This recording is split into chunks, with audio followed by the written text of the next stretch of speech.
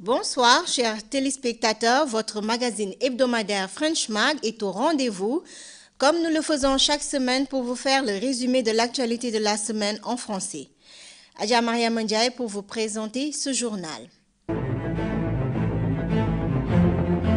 Les activités de la célébration de la Journée mondiale de la femme, la première dame, Mme Zeynab Yahya Jammeh, s'est exprimée sur la télévision nationale.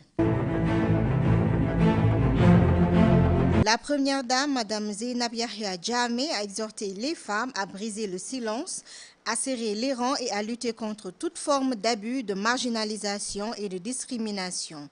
C'était pendant le discours qu'elle a délivré à l'occasion de la Journée internationale de la femme. Mme Jammeh a relaté les avancées des femmes gambiennes dans les domaines sociaux, économiques et politiques. De tels acquis sont reconnus sur le plan international, ce qui a motivé le choix du thème de cette année, à savoir, avec la femme gambienne, la vision 2016 sera une réalité. Au-delà de l'aspect festif associé à la journée du 8 mars, les femmes devront réfléchir sur exposer les défis auxquels elles sont confrontées, a-t-elle ajouté. Par ailleurs, la première dame a félicité les femmes d'avoir répondu à l'appel du président Jammeh de retourner à la terre et de promouvoir le consommé local. Une mobilisation grâce à laquelle le chef de l'État a reçu le prix de la FAO de réduction de la faim. Il a souligné que les femmes et les jeunes filles continuent à souffrir de manière disproportionnée de mauvaises conditions sanitaires et d'un accès limité à l'éducation. Mme Jammeh a donné l'exemple d'adolescentes extraites de l'école à cause du mariage et des grossesses précoces, d'exploitation sexuelle, d'avortements clandestins, des maux qui vont en parallèle avec des infections sexuellement transmissibles, y inclut le sida. Cependant, son Excellence, la Première Dame, a indiqué que le soutien aux femmes mène à l'amélioration des conditions sanitaires et à l'augmentation du niveau de revenus aussi bien au sein des foyers que dans les communautés. Pour conclure, Mme Zeynab Jammeh a fait mention de 4 défis que rencontrent les femmes et les jeunes filles en Afrique et qui doivent recueillir l'attention de tous, des gouvernements et des institutions régionales et internationales de développement, à savoir l'éradication du sida à l'horizon 2030, l'élimination de la transmission du VIH de la mère à l'enfant, le cancer du col de l'utérus et enfin les violences de genre et les mariages précoces. Le DLIE a procédé à la destruction massive de 2 tonnes de cannabis, sativa, cocaïne et autres drogues à Cape Point. Ceci rentre dans le cadre de la lutte contre le trafic de stupéfiants. Témoigné par les 3 officiels du gouvernement, cet exercice de destruction de drogue est décrit comme une autre grande étape du gouvernement dans le combat contre le trafic de stupéfiants, parrainé par son Excellence Dr Alhaji Yahya Ejiji Jammeh. Ayant toujours réaffirmé sa détermination, le directeur du DLIE de la Gambie, Bakary Gassama, a souligné que l'Afrique de l'Ouest, comme lieu de transaction pointé, donne cependant l'urgence d'une solide coopération dans la lutte pour cet ennemi mondial public. Le MOICI, en partenariat avec l'UNTD, ont tenu un forum sur le e-commerce au Keraba Beach Hotel. Monsieur Pierre Bérandez de l'UNTP nous a un peu parlé de cette initiative. Je vous propose de l'écouter. Bonjour, je suis Pierre Bérandez, je travaille pour l'UNCTAD, je donne le cours sur le e-commerce aujourd'hui. Alors, quelle est la raison de votre visite ici en Gambie? Notre raison, c'est de pouvoir partager en fait le développement du e-commerce dans l'ensemble des pays, donc d'ECOWAS, et de faciliter en fait le développement des capacités de l'ensemble des participants aujourd'hui qui sont présents, afin de pouvoir leur donner les moyens de développer le commerce ici en Gambie, mais aussi en Ghana et au Nigeria. D'accord. Et voyez-vous quelques évolutions depuis que vous êtes là? On a vu des évolutions spectaculaires. On a commencé en 2012 et on voit bien qu'il y a beaucoup plus, par exemple, d'accès à Internet. L'accès à Internet est beaucoup plus rapide ici en Gambie, et ce qui permet d'avoir aujourd'hui des infrastructures qui sont en train de permettre de faciliter le développement du e-commerce. Donc on a vraiment l'ensemble finalement des bases qui sont présentes. D'accord. Et quelle est exactement la signification de ce e-commerce? Le e-commerce en ligne, ça veut dire juste qu'on peut acheter par Internet, mais aussi tout simplement avec son smartphone. L'idée, c'est de faciliter la vie des personnes, de ne pas forcément avoir de l'argent sur eux et d'aller dans des boutiques, mais de pouvoir commander sur Internet et de se faire livrer à la maison. Vous voyez que ça marche maintenant? Ça marche énormément. Si on regarde, ça représente 10-15% du commerce de détail en Europe. Ça représente déjà 1% au Nigeria. Et je suis sûr que dans quelques années, on atteindra les mêmes chiffres ici en Gambie. Des experts en environnement et des officiers de l'autorité gambienne du tourisme, GTB, parcourent le pays pour s'entretenir avec des hôteliers sur les conséquences de l'érosion côtière sur leur secteur d'activité. Le tourisme constitue une importante source de revenus pour l'économie et résoudre ce problème devient une impérieuse nécessité. C'est fort de cela que le projet de renforcement de la résilience des zones côtières et communautés vulnérables au changement climatique a été initié. D'un montant global de 8,9 millions de dollars, ce projet sous-régional est financé par la Facilité globale pour l'environnement et le Programme des Nations unies pour le développement PNUD pour aider à minimiser l'impact de ce phénomène qui est une conséquence directe du changement climatique. L'unité internationale de mise en œuvre du cadre intégré renforcé a tenu une rencontre pour discuter du projet de diversification de la compétitivité et des exportations. Démarré en juin 2012 et pour une durée de 3 ans, ce projet arrive presque à terme, d'où la nécessité de discuter des perspectives en termes de nouvelles orientations et de financement. Divers partenaires tels que les ministères du Commerce et de l'Agriculture, le Centre international du commerce et d'autres acteurs dans le pays ont pris part à cette rencontre.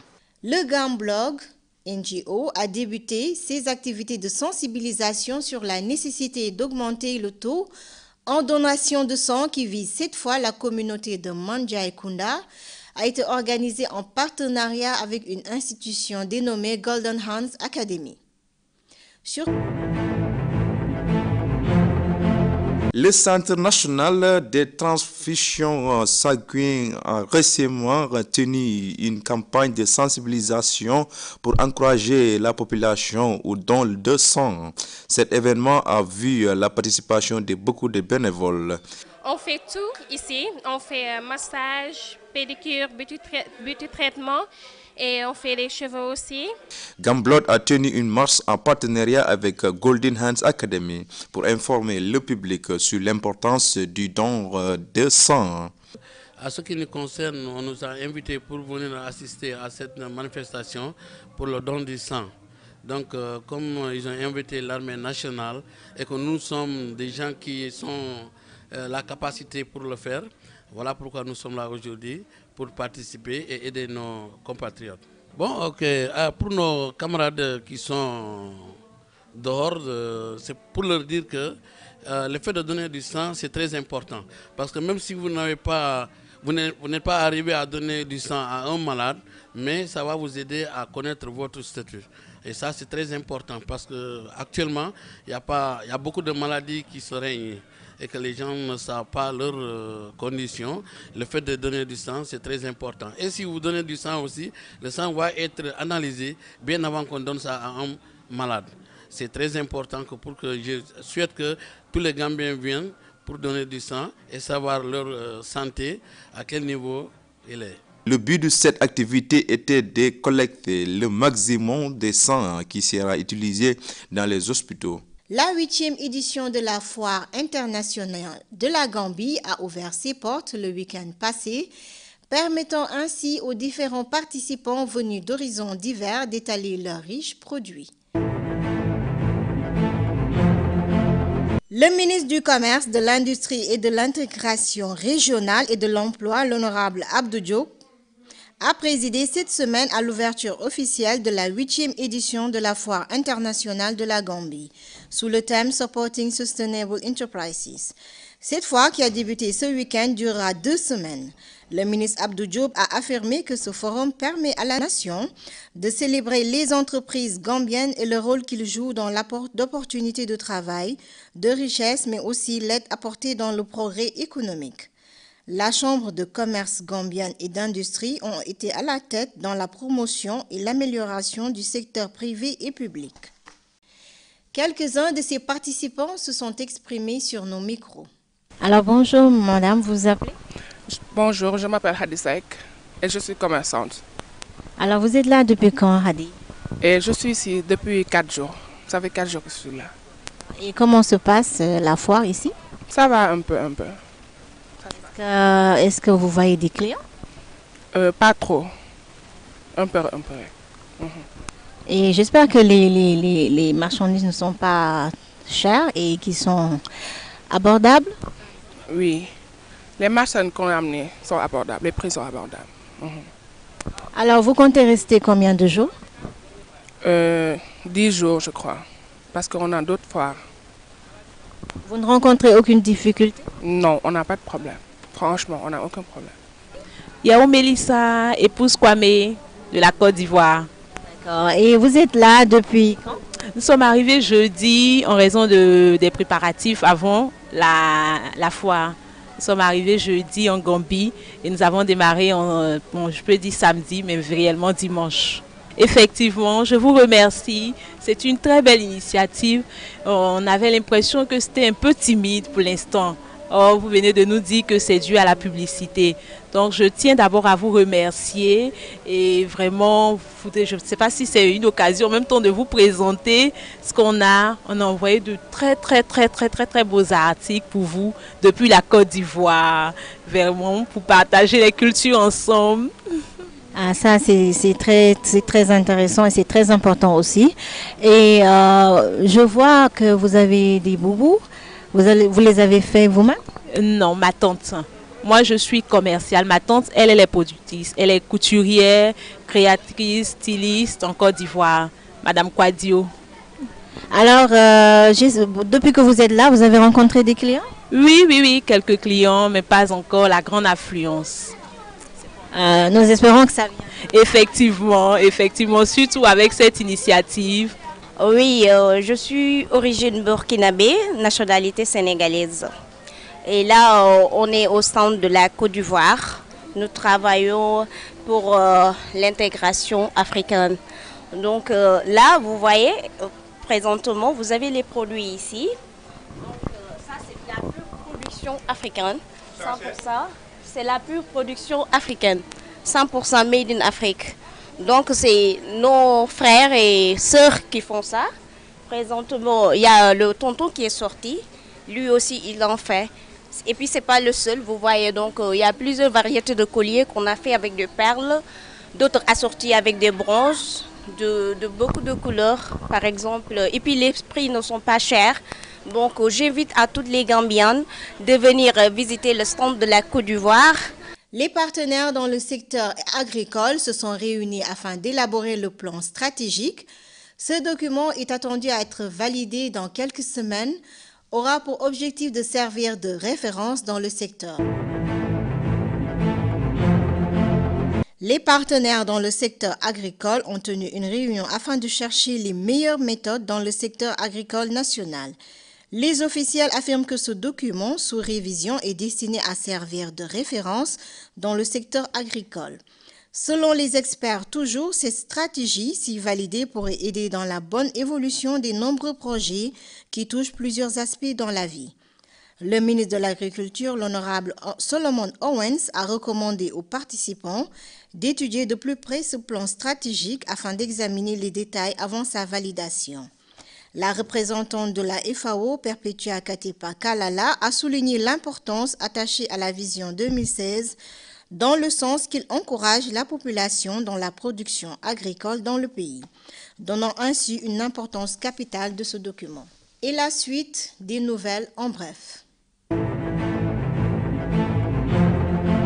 Inside Training Center, un centre de formation opérant dans la région centre, a organisé cette semaine sa 15e cérémonie de remise de prix. Cet centre de formation a remis le prix à 276 étudiants de la même branche à travers tout le pays, redonnant ainsi son support au gouvernement pour son engagement non seulement significatif, mais aussi l'accessibilité à une éducation sur les besoins de la population en long et en large, comme sur le plan de la décentralisation, puisqu'étant la clé des opérations de l'Institut. Le principal du Insight Center, Ismaël Sissé, a parlé en large des nombreuses interventions effectuées depuis sa création, il y a de cela 15 ans. Le meilleur étudiant a reçu une bourse d'études ainsi que 30% des paiements scolaires.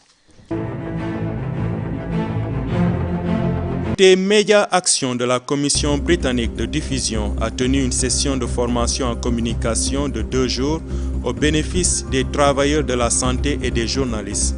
Selon les organisateurs, ce programme de renforcement des capacités vise à mieux outiller les participants en techniques de communication dans le contexte de la survenue du virus Ebola. La communauté de Djaraboureng a organisé cette semaine leur festival annuel dans le but de fournir une plateforme aux jeunes en fait de montrer leurs compétences, tout aussi promouvoir l'unité et l'attendre la jeune génération et les anciens. Cette localité de Djaraboureng a existé pendant plus de 800 ans avec ses riches valeurs morales.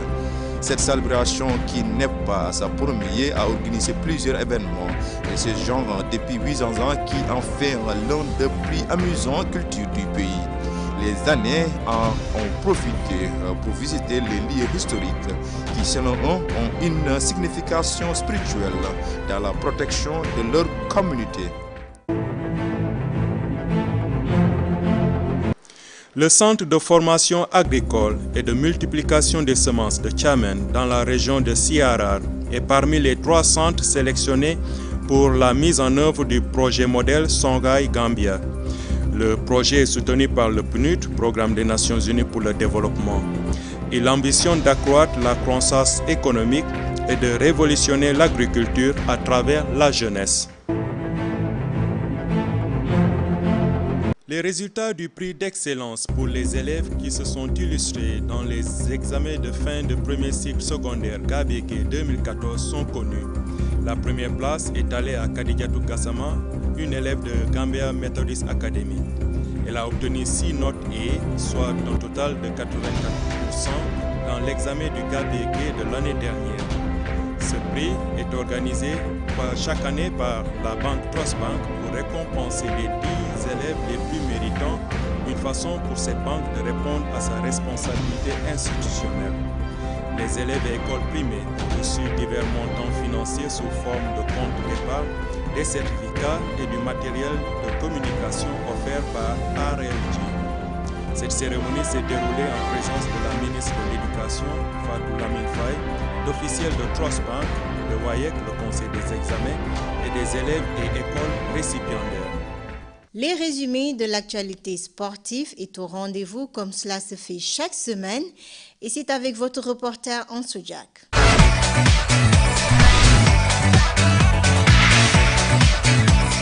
Bonsoir amis téléspectateurs, c'est votre ami Ansou Jack pour vous présenter cette rubrique. Les champions de boxe, Patrick John Mendy a offert des équipements de boxe d'une valeur de 250 000 pounds au ministère de la Jeune et des Sports. Ces équipements vont booster la pratique de la boxe en Gambie. Très peu de compatriotes arrivés à émerger sur les rings internationaux. C'est pourquoi le champion gambien basé en Angleterre pense que ces équipements motiveront beaucoup plus de personnes à embrasser ces sports. La Fédération sénégalaise de football a désigné Aliou Cissé, sélectionneur de l'équipe nationale à ces 4 mars 2015. L'ex-milieu de terrain du Paris Saint-Germain succède au Français Alain Gris en tant qu'entraîneur des Lions de la Teranga. La Fédération sénégalaise de football a confirmé une information qui s'accoulait depuis plusieurs jours. Aliou Cissé sera bien le prochain sélectionneur de l'équipe nationale A du Sénégal. La durée de son contrat n'a pas été indiquée. On communique précis que la FSF exposera les objectifs assignés à Aliou Cissé lors d'une conférence de presse dans les prochains jours. La tasse de l'ex-milieu de terrain du Paris Saint-Germain, PSG, et des Lions de la Teranga est pourtant claire. mettre un terme à un travail de renouvellement de l'équipe sénégalaise qui dure depuis 2008 et les non-qualifications pour les Coupes d'Afrique et Coupe du Monde 2010. C'était tout pour cette rubrique sport sur votre magazine en français. C'est un plaisir de vous les présenter et je vous donne rendez-vous la semaine prochaine pour d'autres informations sportives. Merci.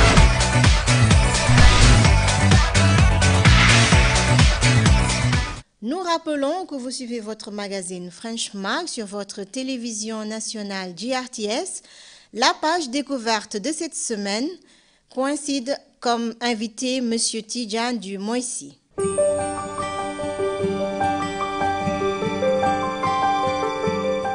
Alors, bonsoir amis téléspectateurs, c'est votre ami Ansou Jack. Donc aujourd'hui, vous savez que nous avons une rubrique qui s'appelle Le Profil. Donc aujourd'hui, on a invité un jeune très talentueux et aussi très connu. Il travaille à la ministère de la Communication ici en Gambie. Et il était étudiant à Kadiyat, à l'université de Kadiyat. Donc il s'agit de Tidjane Dieng. Donc Tidjane Dieng, bonsoir. Bonsoir, monsieur. Comment ça va? Ça va bien. Tidjane Dieng, à quoi consiste votre travail?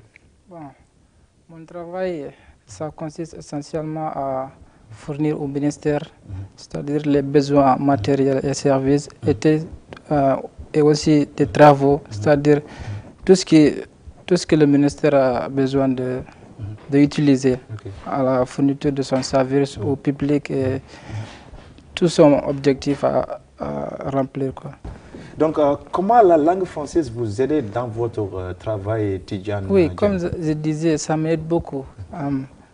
Par exemple, quand on a des réunions ou bien des sommets, bon, j'essaie à communiquer facilement avec les gens qui viennent des autres pays, surtout les francophones, et aussi d'aider mon directeur à traduire des documents, c'est-à-dire des documents qui sont en français, et de lui expliquer facilement ce que le contenu du document. Et aussi pour moi-même, ça m'aide beaucoup. Par exemple, quand je reçois des documents qui sont en français, je peux les lire facilement sans appeler quelqu'un d'autre pour m'aider à les traduire. Et ça m'aide beaucoup. Ouais. Alors, je sais que la langue française, c'est une langue vraiment très difficile. Hein? Oui. Si vous voulez comparer la langue anglais aussi français, il y a beaucoup de différences. Oui. Donc, quel conseil donnez-vous aux jeunes Gambiens qui apprennent la langue française? Oui, le conseil que je peux donner aux Gambiens qui apprennent ou bien qui veulent apprendre la langue française, c'est-à-dire de le prendre au sérieux, c'est-à-dire de faire beaucoup d'efforts, plus d'efforts, parce que la langue française, ça nécessite des règles à comprendre, c'est-à-dire il faut connaître les règles. Quand vous connaissez les règles, ça devient facile. Vous pouvez formuler des phrases, des passages comme ça, facilement. Ce qui est important, c'est la règle. Il faut savoir les règles. Et aussi de les prendre au sérieux. Par exemple, quand j'étais au secondaire, je ne les prenais pas au sérieux. Je les faisais juste comme ça. Bon. Il faut les prendre au sérieux. Okay. Oui. Donc, Tidjane, tu étais étudiant à l'université Kadiyat au Maroc et je sais que tu as appris la langue française pendant 9 mois. Alors, je sais que c'est très difficile, c'est une langue très difficile. Donc, comment vous avez trouvé le Maroc? Oui, le Maroc, c'est un bon pays. C'est des pays là où vous rencontrez beaucoup de gens qui sont parfois gentils avec vous, mais parfois aussi, ils peuvent être bizarres. C'est-à-dire, vous rencontrez beaucoup de gens et vous avez aussi l'opportunité à voir, avec les gens. Oui, parler avec les gens et aussi apprendre les autres cultures. C'est-à-dire comment les gens font les choses et la différence entre deux pays. J'ai beaucoup appris. Quand j'étais au Maroc, j'ai appris à vivre ensemble, à être indépendant. Et j'ai beaucoup aimé le Maroc. Donc il y a beaucoup d'étudiants gambiens là-bas? Oui, il y en a beaucoup de Gambiens là-bas. Il y a beaucoup. Est-ce que vous avez une association là-bas? Oui, on a une association là-bas, une association qu'on a formée pour nous les étudiants. C'est-à-dire quand on a des problèmes, on peut les résoudre facilement. Et aussi être une famille ensemble. C'est-à-dire on fête ensemble, on fait tous les choses ensemble. Il y en a beaucoup de Gambiens. Et chaque année aussi, il y a des gens qui partent, il y a des gens qui viennent, qui finissent leur étude. Il y en a beaucoup là-bas. Donc, Tidjane Dieng, c'est quoi votre rêve? Mon rêve, bon, personnellement, mon rêve, c'est d'être un commerçant, un grand commerçant. Okay. Oui, c'est-à-dire... Vous voulez avoir beaucoup de l'argent? Oui, comme ça. Okay. C'est ça c'est mon rêve. Okay. Mais aussi, au niveau de profession, je suis un procurateur. J'aimerais faire mon master en économie ou bien finance et banque. Okay. Donc tu es célibataire? Oui. Oui, je suis un célibataire. Ok, ça c'est je ne suis pas encore marié. Ça c'est très important. Oui. Donc pour conclure cet entretien, qu'est-ce que vous voulez dire maintenant? Bon, ce que je voulais dire, c'est d'appeler tous les Gambiens, de les inviter à apprendre la langue. Parce que c'est une langue internationale. C'est une langue qui peut être très utile pour vous. Quand vous sortez du pays, vous rencontrez des francophones. Quand vous avez déjà la base en français, vous pouvez communiquer facilement.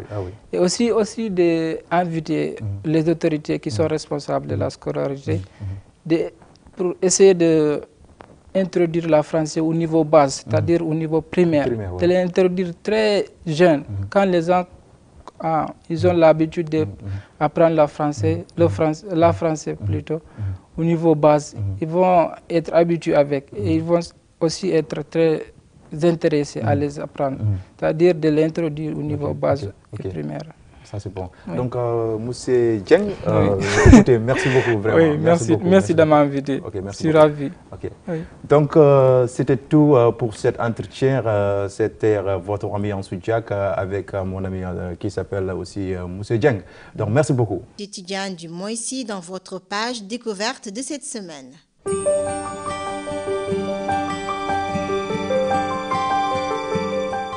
La récolte de l'arachide a été effectuée dans les différentes zones du pays. Pour cela, c'est le thème choisi cette semaine et ses apports bénéfiques sur notre santé.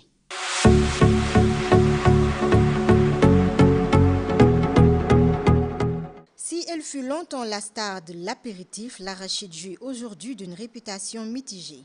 Et l'on ne plonge pas sa main dans le bol, non sans une certaine culpabilité. Première surprise, cet aliment est en effet d'une grande richesse nutritionnelle et de fait de ses bienfaits sur notre santé sont indéniables.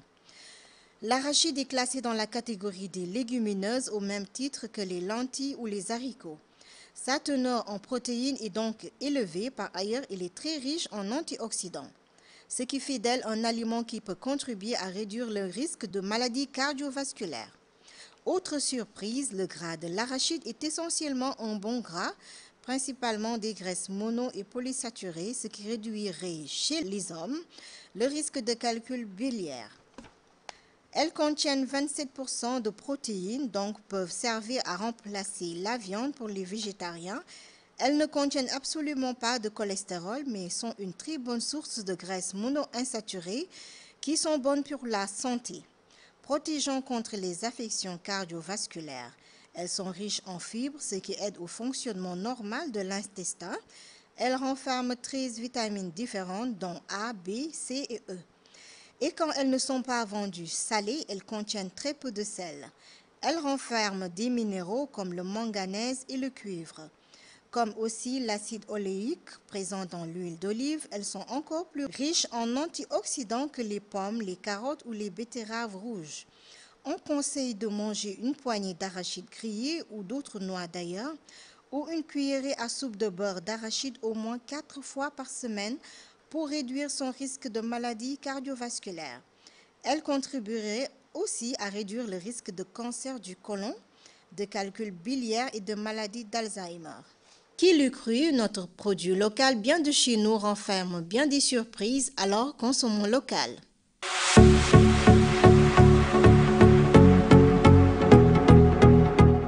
C'est sur cet élément qui met fin à votre édition en français de ce soir.